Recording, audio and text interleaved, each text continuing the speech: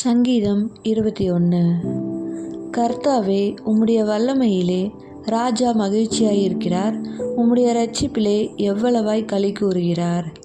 அவருடைய மன விருப்பத்தின்படி நீர் அவருக்கு தந்தருளி, அவருடைய உதடுகளின் விண்ணப்பத்தை தள்ளாதிருக்கிறீர்.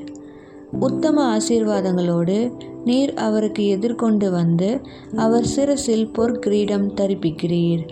அவர் உம்மிடத்தில் ஆயுசை கேட்டார். நீர் அவருக்கு என்றென்றைக்கும் உள்ள தீர்க்காயுசை அளித்தீர். உமது இரட்சிப்பினால் அவர் மகிமை பெரிதாயிருக்கிறது. மேன்மையையும் மகத்துவத்தையும் அவருக்கு அருளினீர். அவரை நித்திய ஆசீர்வாதங்கள் உள்ளவராக்குகிறீர். அவரை உம்முடைய சமூகத்தின் மகிழ்ச்சியினால் பூரிப்பாக்குகிறீர். ராஜா கர்த்தர் மேல் நம்பிக்கையாயிருக்கிறார். உன்னதமானவருடைய தயவினால் அசைக்கப்படாதிருப்பார்.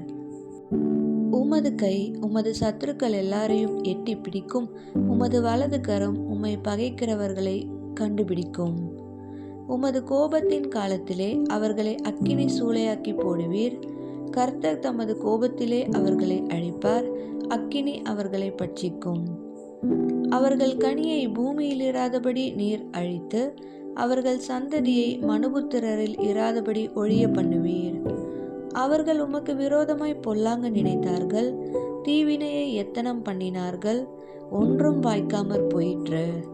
அவர்களை இலக்காக வைத்து உம்முடைய அம்புகளை நாணேற்றி அவர்கள் முகத்திற்கு நேரே விடுகிறீர். கர்த்தாவே, உம்முடைய பலத்திலே நீர் எழுந்தருளும். அப்பொழுது உம்முடைய வல்லமையை பாடி கீர்த்தனம் பண்ணுவோம்.